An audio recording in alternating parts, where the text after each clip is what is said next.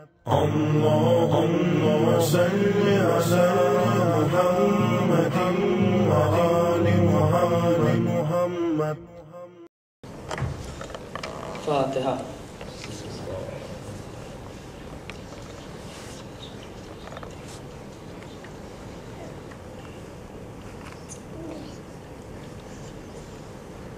أعوذ بالله من الشيطان الرجيم. بسم الله الرحمن الرحيم. الحمد لله رب العالمين، والصلاة والسلام على خاتم النبيين والسيد المرسلين بالقاسم محمد. اللهم صل على محمد وآل محمد وآله الطاهرين. بسم الله الرحمن الرحيم. رب اشرح لي صدري ويسر لي أمري واحلل عقدة من لساني يفقهوا قولي. أما بعد، فقد قال الله تبارك وتعالى في القرآن المجيد: بسم الله الرحمن الرحيم. إنما المؤمنون إخوة فاصلحوا بين أخويكم واتقوا الله لعلكم ترحمون. صلوات. اللهم صل على محمد وآل محمد. My elders, brothers and sisters, Assalamu alaikum.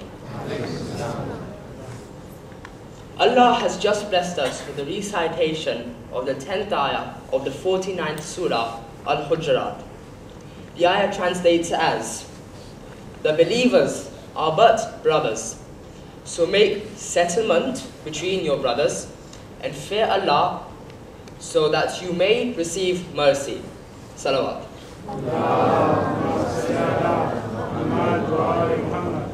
The ayah I have just recited reflects the importance of brothers. The ayah tells us to make settlement with our brothers. The same word is also translated in the Quran as to make peace. This ayah helps to emphasize what the power, the bond of brotherhood has in Islam. The bond of brotherhood is a very important one. This bond is seen on many occasions throughout history. We can see that examples also pop up non-Islamically. For example, we have the Wright brothers, who went on to build the first aeroplane in history. However, Islamically, we also have examples such as Prophet Harun was to Prophet Musa, the Holy Prophet was to Imam Ali, and what Hazrat Abbas was to Imam Hussein. Iman walo, O believers, the bond of brotherhood is no little matter. In Risalat al-Huquq, our fourth Imam points out three major points regarding one's brother. They are: a brother is a helping hand. He is our supporter and he makes us stronger. We should not use this power in order to commit sins. Secondly, we should be his assistant and support him against his enemies. And the last one is, we should release him from the captivity of shaitan and direct his attention towards Allah. If he does not accept, then we should follow Allah's decrees and not obey our brother whatsoever. Salawat.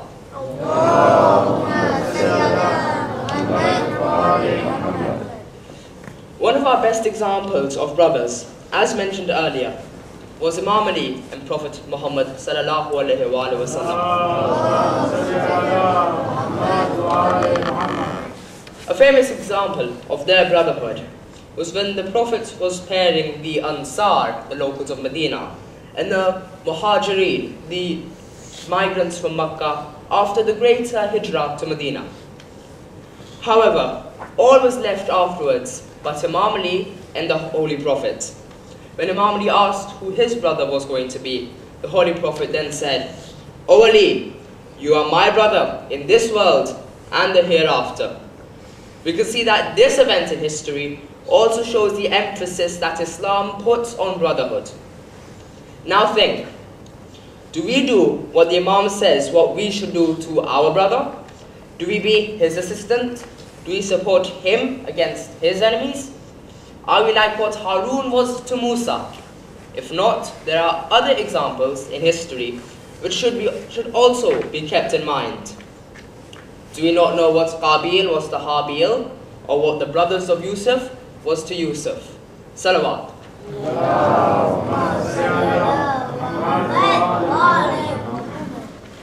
Imam Ali has said there are two types of brothers. One is your brother in Islam, and one is your brother in humanity. When we say brother in Islam, it can be referred to as a companion or generally another Muslim. This bond held together by all us brothers in Islam, us Muslims around the world. This is seen in practice on many occasions. For example, we have Jamaat Namaz, Majlis like we are here today, and then we come to grander occasions such as Hajj or Umrah or Ziyarat. It is narrated that Imam Jafar Sadiq alayhi salam has said there are three types of people. There are the non-believers, the kafir, those who do not believe in Allah.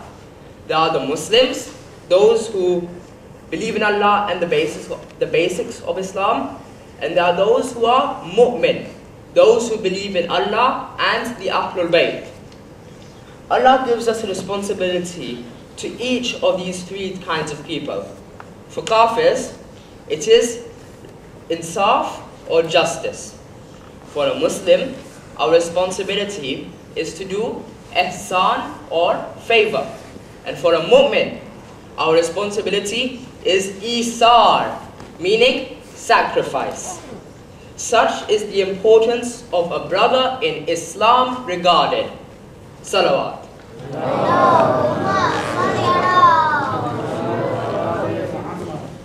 Now when we put this brother in Islam, a friend, a companion, and merge it into Karbala, who better to think of than Habib ibn Mazahir?